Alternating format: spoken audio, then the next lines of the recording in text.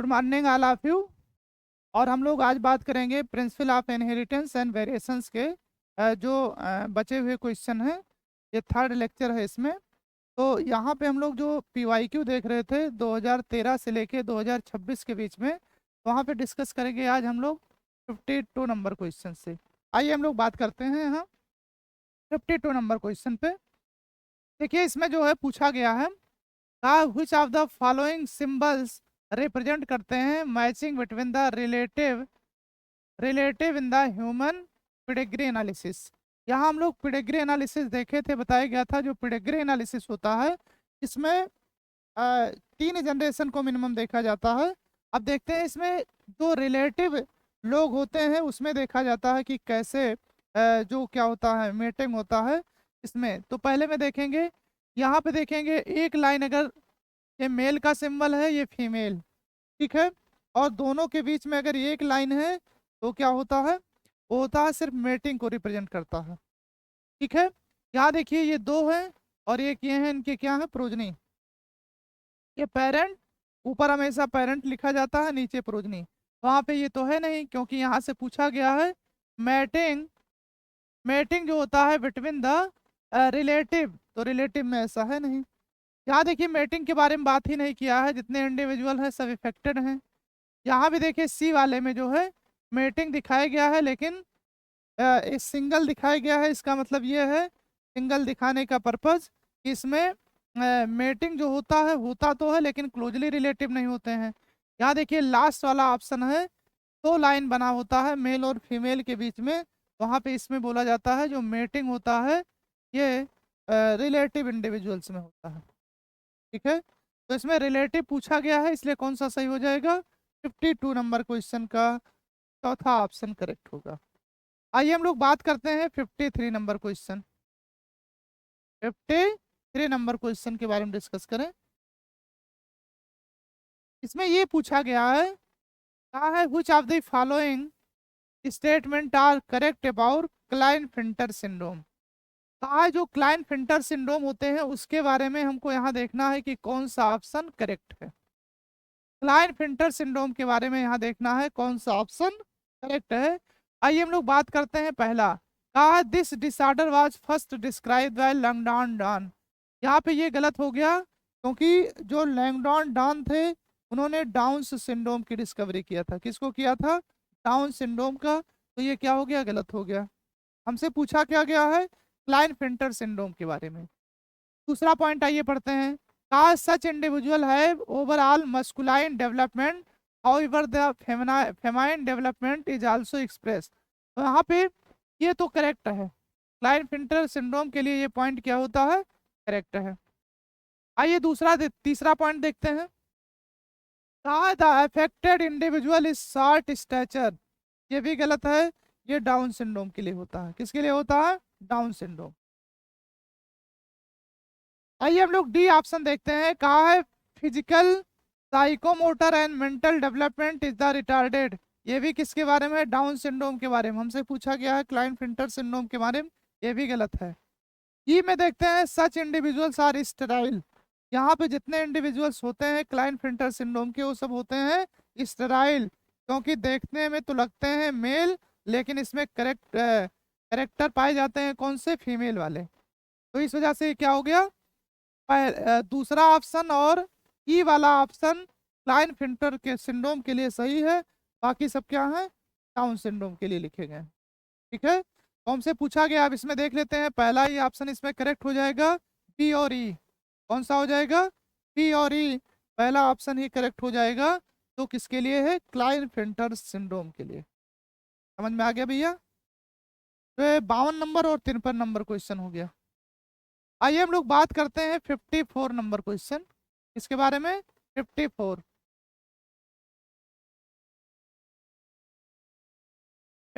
Number question में ये देखिए करेक्टर दिया है, क्या दिया है, करेक्टर।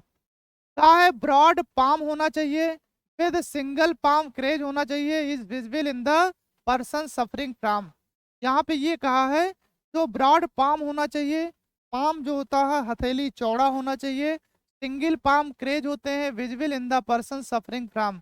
वहाँ पे हम लोग अगर एनसीईआरटी के बारे में बात करें तो वहां पे जो पाम क्रेज दिया होता है वो किसके बारे में दिया है, डाउन सिंड्रोम के बारे में। जैसे पहला देखिए क्लाइनफिल्टर सिंड्रोम, ये तो होता नहीं है, ठीक है, ये होते हैं मेल लेकिन फीमेल कैरेक्टर रखते हैं। थैलेसीमिया से यहाँ से कोई लेना देना नहीं है, ठीक है, वो ऑटोसोमल रिसेसिव डिसऑर्डर होते हैं, ठीक है। डाउन सिंड्रोम यहाँ पे देखिए जो डाउन सिंड्रोम होता है उसी का ये करेक्टर है। तो ये broad palm with the single palm crease, ये किसका करेक्टर है, डाउन सिंड्रोम का। टर्नर्स सिंड्रोम जो होते हैं ये होते हैं X0, क्या होते हैं, X0, देखने में होती है फीमेल, लेकिन जो होता है इनका जो फेमाइन करेक्टर होता है वो पूरी तरीके से डेवलप नहीं हो पाता है। तो इस वजह से टर्नर सिंड्रोम वाला भी पॉइंट क्या हो गया, गलत हो गया, ठीक है। तो इस वजह से कौन सा सही हो जाएगा, सी वाला ऑप्शन करेक्ट हो जाएगा, ये डाउन सिंड्रोम का करेक्टर लिखा है। आइए हम लोग 55 नंबर क्वेश्चन के बारे में डिस्कस करें। सेलेक्ट द करेक्ट मैच, इसमें कहा है कि करेक्ट मैचिंग करना है। तो पहला ऑप्शन देखते हैं, कहा है हीमोफीलिया इज वाई लिंक्ड, ये गलत हो गया। ये कैसा होता है, एक्स लिंक्ड रिसेसिव डिसऑर्डर होते हैं, इस वजह से ये हीमोफीलिया वाला पॉइंट क्या हो गया, गलत हो गया। दूसरा ये देखते हैं, कहा phenyl ketone urea is autosomal dominant, phenyl ketone urea is autosomal dominant, तो ये ऑटोसोमल डोमिनेंट नहीं होता है, ठीक है, इनकरेक्ट हो गया।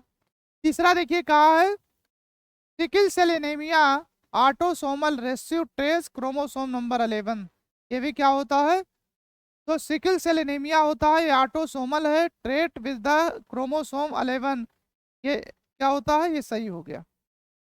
डी ऑप्शन में देखें, कहा है थैलेसीमिया एक्स लिंक्ड, ये एक्स लिंक्ड नहीं होता है, ये ऑटोसोमल होता है। हमसे पूछा क्या गया है, करेक्ट मैच करना है, तो तीसरा ऑप्शन में क्या है, करेक्ट मैचिंग है। थर्ड ऑप्शन में क्या है, करेक्ट मैचिंग, यही जो है ऑप्शन सही है, सी वाला। आइए हम लोग बात करते हैं 56 नंबर क्वेश्चन, इसको बात करेंगे 56। What the genetic disorder have the individual have overall masculine development gynaecomastia and is sterile. अब देखिए इसके जो करेक्टर लिखे गए हैं, यहाँ कहा है कि ऐसा जेनेटिक डिसऑर्डर का नाम आपको बताना है तो होते तो मेल हैं, लेकिन उसमें क्या होता है, मस्कुलाइन डेवलपमेंट होता है, लेकिन मेल का पूरी तरीके से करेक्टर डेवलप नहीं हो पाता है। मेल में कुछ फीमेल का करेक्टर डेवलपमेंट हो जाता है, जैसे गैनेस्टोमेस्टिया है, इसमें मेमोरी ग्लैंड का डेवलपमेंट होने लगता है, ठीक है। तो इस वजह से इसमें क्या है, ये पूछा गया है मस्कुलाइन डेवलपमेंट, तो डाउन सिंड्रोम में ऐसा होता नहीं है।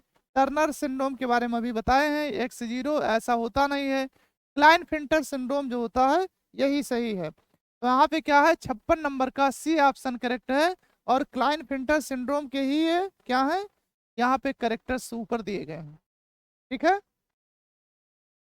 यहाँ एडवर्स सिंड्रोम आप लोग के कोर्स में है नहीं, पहले था, लेकिन ये 18वें नंबर पे क्या होता है, ट्राइसोमी कंडीशन पाई जाती है, फिलहाल ये आप लोगों में है नहीं। आप लोगों यहाँ 3 ही सिंड्रोम है, एक डाउन सिंड्रोम, दूसरा क्लाइनफिल्टर सिंड्रोम होता है, और तीसरा होता है टर्नर सिंड्रोम, ठीक है। तो ये हो गया 56 नंबर क्वेश्चन। आइए हम लोग बात करते हैं 57 नंबर क्वेश्चन के बारे में। ये women have the X linked condition on one of the her X chromosome, the chromosome can be inherited by। तो कहा है एक्स लिंक्ड कंडीशन अगर किसी वोमेन में है, या एक्स लिंक्ड रेसेसिव डिजीज अगर हैं, या डोमिनेंट हैं, तो वहाँ पे देखिए बताया गया है कंडीशन अगर वोमेन में है तो ये दोनों में जाएंगे, डॉटर में भी जाएंगे और सन में भी जाएंगे। ऐसा इसलिए होगा क्योंकि एक्स क्रोमोसोम जो होता है फीमेल में 2 पाए जाते हैं, वो ये मेल में मतलब सन में भी जा सकते हैं और डॉटर में भी जा सकते हैं। तो इस वजह से 57 नंबर क्वेश्चन का कौन सा सही हो जाएगा, ये दोनों हो जाएगा, बोथ हो जाएगा, सन और डॉटर, ठीक है भैया, समझ में आ गया इतनी बातें। आइए हम लोग बात करते हैं 58 नंबर क्वेश्चन। यहाँ देखिए 58 नंबर क्वेश्चन में कहा है thalassaemia and sickle cell anaemia are caused due to problem in globulin molecule synthesise, select the correct statement. यहाँ पे ये कहा है एक बीमारी होती है थैलेसीमिया दूसरी डिजीज होती है सिकल सेल एनीमिया। जो थैलेसीमिया होता है इसमें क्वांटिटेटिवली प्रॉब्लम होती है, ठीक है, मतलब एक चैन घट सकता है या बढ़ सकता है। कौन सा चैन? यहाँ पे देखे थे जो हीमोग्लोबिन होता है उसमें 4 चैन होते हैं, 2 अल्फा चैन 2 बीटा चैन। तो इसमें क्या होता है, एक घट सकता है या बढ़ सकता है, ठीक है। लेकिन दूसरी बीमारी जो है इसका नाम है सिकल सेल एनीमिया। ये होता है क्वांटिटेटिव प्रॉब्लम, नहीं होता है क्वालिटेटिव होता है। इसमें क्वांटिटेटिव प्रॉब्लम है, इसमें क्वालिटेटिव। इसमें जो हीमोग्लोबिन की चैन होती है वो खराब हो जाती हैं, ठीक है। तो बीटा चैन होता है हीमोग्लोबिन का, उसके 6 पोजीशन पे ग्लूटामिक एसिड को हटा के किसको ले आया जाता है, वैलिन को ले आते हैं। किसको ले आते हैं? वेलाइन को ले आते हैं। तो इस वजह से क्या होता है, ये सिकल सेल एनीमिया हो जाता है। अब देखिए पहला ऑप्शन देखेंगे, both are due to the quantitative defect in the, ये गलत हो गया, दोनों नहीं होता है। Thalassaemia due to the less synthesis of the globulin molecule, बिल्कुल सही है, ये क्या है, सही है। Sickle cell anaemia due to the quantitative, ये क्वांटिटेटिव प्रॉब्लम नहीं है, क्वालिटेटिव प्रॉब्लम है, ये भी गलत हो गया। बोथ ड्यू टू द, ये भी क्या है, गलत है। तो इस वजह से 58 नंबर का कौन सा ऑप्शन करेक्ट हो गया भैया, ये 58 का बी वाला ऑप्शन करेक्ट हो गया। आइए हम लोग बात करते हैं 59 नंबर क्वेश्चन पे, इसके बारे में डिस्कस करें। 59 नंबर क्वेश्चन, आइए हम लोग बात करते हैं। का ये disease caused by the autosomal primary non disjunction, ये कहा है बीमारी तो ऑटोसोम है लेकिन प्राइमरी नॉन डिसजंक्शन होते हैं। इसका मतलब प्राइमरी जो क्रोमोसोम का स्ट्रक्चर होता है उसमें देखेंगे नॉन डिसजंक्शन होता है। तो पहली बात तो ये है जो क्लाइनफिल्टर सिंड्रोम इसमें दिया है ये तो ऑटोसोम है, ये नहीं है। टर्नर्स सिंड्रोम भी ऑटोसोम नहीं है। ये दोनों ऑप्शन गए, ये दोनों ऑप्शन गए। यहाँ देखिए सिकल सेल एनीमिया, ठीक, ये तो ऑटोसोमल है लेकिन यहाँ पे क्वांटिटेटिव प्रॉब्लम है, ठीक है। क्रोमोसोम का कोई नॉन डिसजंक्शन होता ही नहीं है। तो बचा कौन सा, चौथा ऑप्शन। तो 59 का कौन सा हो गया, डी ऑप्शन। और यही ऑटोसोमल प्राइमरी नॉन डिसजंक्शन होता है जिसमें ये होती हैं समस्याएं आ जाती हैं। कौन सा सिंड्रोम है, डाउन सिंड्रोम, ठीक है। वहां पे 59 का कौन सा सही हो जाएगा भैया, चौथा ऑप्शन सही हो जाएगा, ठीक है। आइए हम लोग बात करते हैं 60 नंबर क्वेश्चन की, 60 नंबर। इसका देखिए अभी हम क्रॉस करके आप लोगों को दिखा दे रहे हैं। यहाँ देखिए कहा है 60 नंबर क्वेश्चन में, एक कलर ब्लाइंड मैन, यहाँ देखिए हम कलर ब्लाइंड मैन बना दे रहे हैं। एक्स वाई और यक्स के ऊपर हम सी लगा दे रहे हैं, इसका मतलब ये क्या है, कलर ब्लाइंड है। यक्स के ऊपर सी लगा दे रहे हैं, इसका मतलब कलर ब्लाइंड है। इनकी शादी जो किया जा रहा है, इनका क्रॉस जो कराया जा रहा है, किससे कराया जा रहा है, कहा है woman who homozygous for normal colour vision, homozygous है और नॉर्मल कलर विजन है। तो वहां पे देखिए इनको जिनका क्रॉस करा दिया जाए एक्स एक्स से। अब देखिए हम यहाँ क्रॉसिंग कराते हैं, इनका क्रॉस इनके साथ एक्स एक्स और यहाँ इनके ऊपर क्या आ जाएगा, सी आ जाएगा, कैरियर हो जाएंगे, ठीक है। इनका क्रॉस हम इनके साथ कराएं तो क्या होगा, एक्स एक्स, ये भी क्या आएंगी, कैरियर। जो कैरियर डॉटर होती है उनको नॉर्मल माना जाता है। यहाँ एक्स वाई, यहाँ भी क्या है, एक्स वाई, ठीक है। तो यहाँ पे ओवरऑल देखें तो यहाँ पे जो एक्स एक्स हैं ये डॉटर है, ये है तो कैरियर, कैरियर डॉटर, लेकिन कैसे हैं, नॉर्मल। ये कैसे हैं, ये यहाँ पे दोनों जो होते हैं ये है नॉर्मल सन,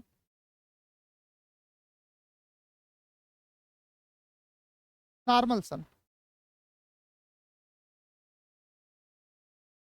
अब इसमें ये पूछा गया है, कहा है इफ ये कलर ब्लाइंड मैन मैरी करते हैं women who is the homozygous with normal colour vision, ठीक है, normal colour vision, the probability of their son being in the colour blind.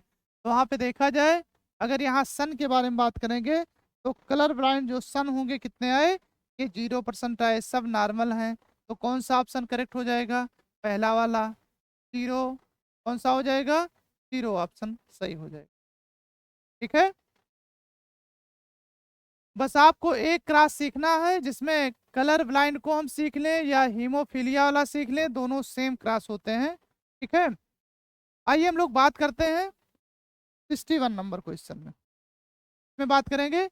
61 number question का pickup out of the correct statement. इसमें देखना है correct statement कौन सा है, इसमें देखना है करेक्ट स्टेटमेंट कौन सा है। तो आइए हम लोग बात करते हैं करेक्ट स्टेटमेंट के बारे में। का haemophilia is the sex linked recessive disorder, ये बिल्कुल सही है। तो हीमोफीलिया होते हैं, कैसे होते हैं, सेक्स लिंक्ड रेसेसिव डिसऑर्डर या डिजीज होते हैं। दूसरा, Down syndrome is due to the aneuploidy, ये भी क्या है, सही है। तीसरा होता है phenylketonuria is the autosomal recessive gene disorder, ये भी सही है। चौथा देखिए कहा है sickle cell anaemia is the X linked recessive gene disorder. ये सिकल सेल एनीमिया जो होता है एक्स लिंक्ड नहीं होते हैं, ये कैसे होते हैं, ऑटोसोमल रेसेसिव डिसऑर्डर होते हैं। तो ये क्या हो गया, चौथा पॉइंट गलत हो गया, चौथा क्या हो गया, गलत हो गया। तो आ देखिए पहला दूसरा तीसरा सही है। इसमें हम लोग देखते हैं पहला तीसरा चौथा ये गलत है, पहला दूसरा तीसरा ये सही है, पहला चौथा ये भी गलत है, दूसरा चौथा ये भी गलत है। वहाँ पे 61 नंबर क्वेश्चन का कौन सा ऑप्शन सही हो जाएगा, डी वाला सही हो जाएगा। इसलिए सही हो जाएगा क्योंकि पहला दूसरा तीसरा जो है करेक्ट है, बाकी चौथा क्या है, गलत। ठीक है, आइए हम लोग बात करते हैं 62 नंबर क्वेश्चन की।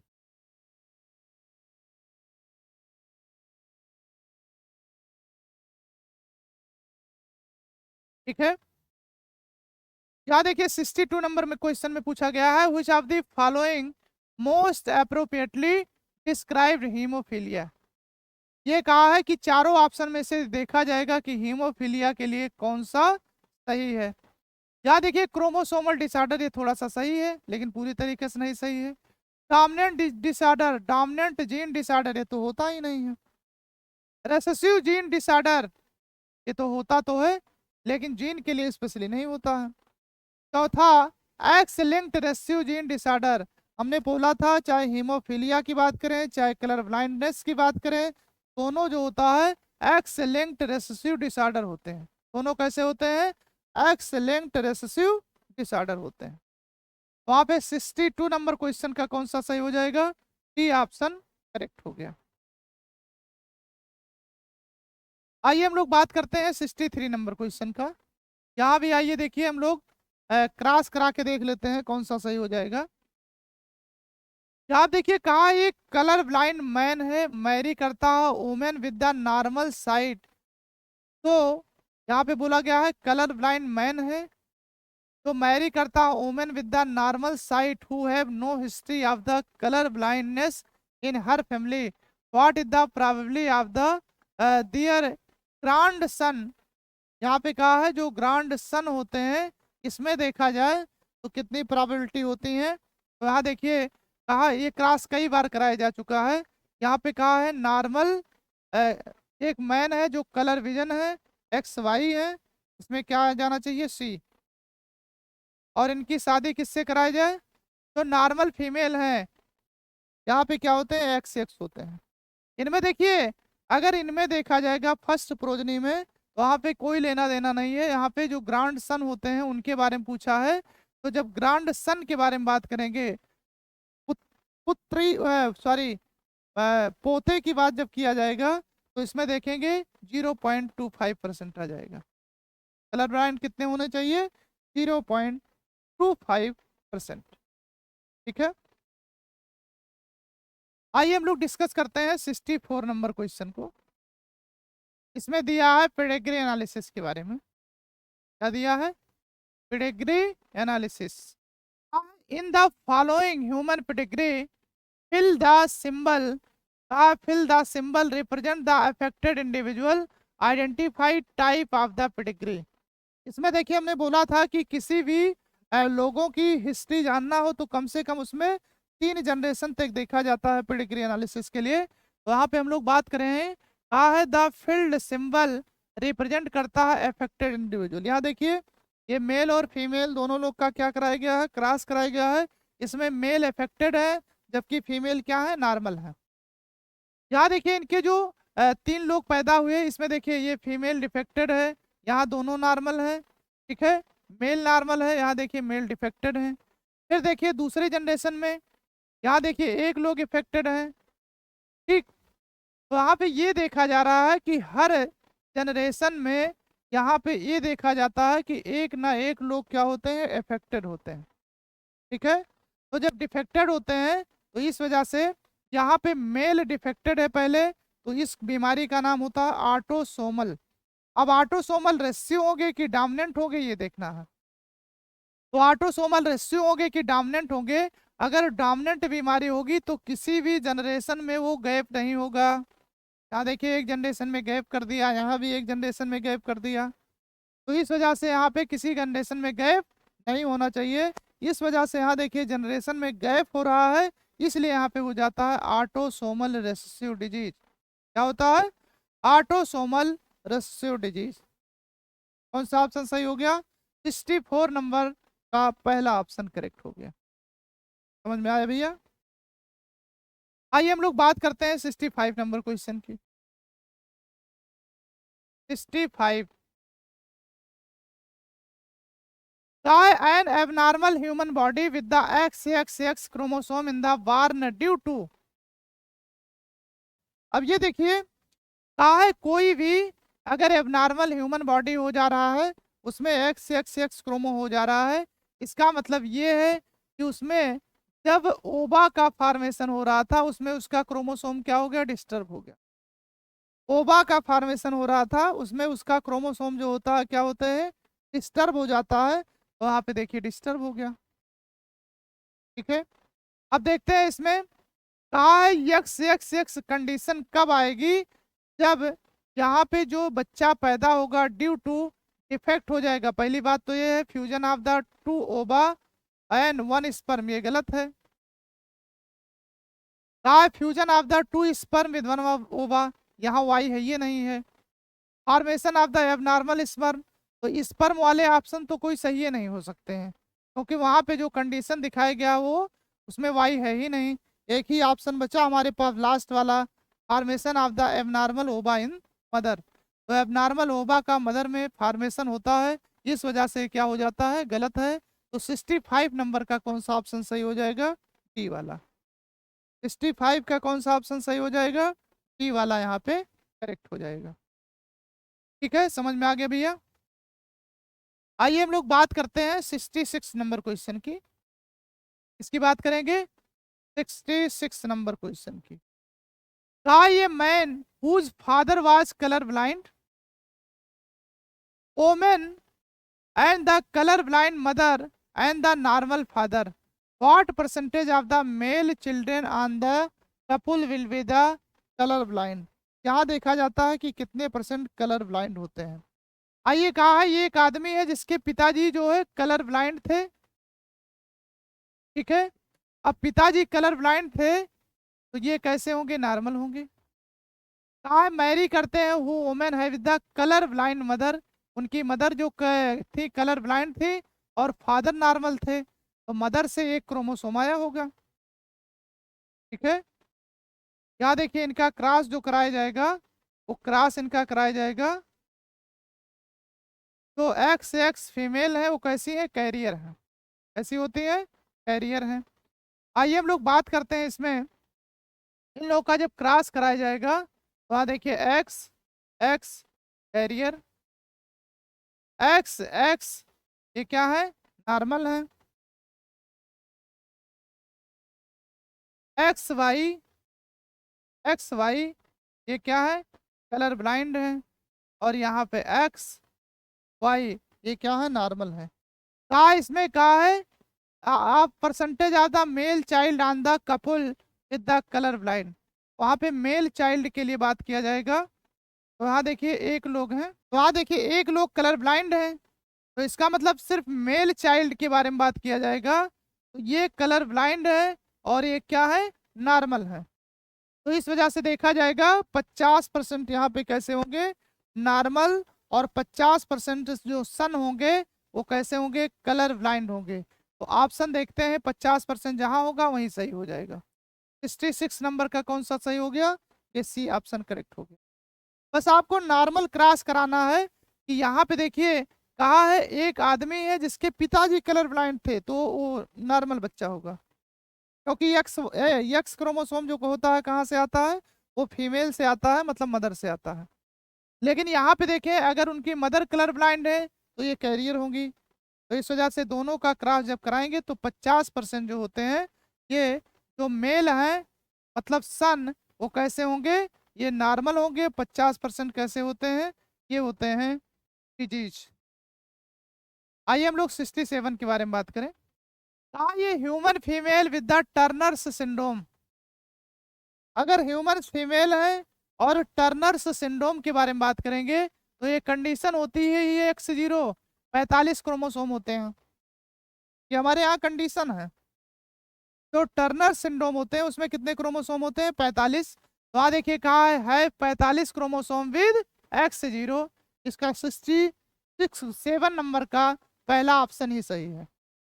67 नंबर का कौन सा ऑप्शन सही है, पहला ऑप्शन ही करेक्ट है। कहा है दूसरा देखिए has the one additional x chromosome, ये भी गलत है। कहा एग्जिबिट मेल करेक्टर नहीं होते हैं, फीमेल करेक्टर होते हैं। It able to produce the children with the normal husband, ये भी गलत है। तो 67 नंबर का कौन सा सही हो जाएगा भैया, पहला ऑप्शन करेक्ट है। आइए हम लोग बात करते हैं 68 नंबर क्वेश्चन की, इसकी बात करेंगे 68 नंबर क्वेश्चन की। सेलेक्ट द इनकरेक्ट स्टेटमेंट, इसमें देखना है हमको इनकरेक्ट स्टेटमेंट कौन सा है। आइए हम लोग पहला क्वेश्चन, सॉरी 68 नंबर क्वेश्चन का पहला ऑप्शन देखते हैं। It is the dominant disease, क्या हीमोफीलिया डोमिनेंट डिजीज होता है, नहीं, ये इनकरेक्ट हो गया। ये single protein involve in the clotting of the blood affected, बिल्कुल सही है। It is the sex linked disease, ये भी सही है।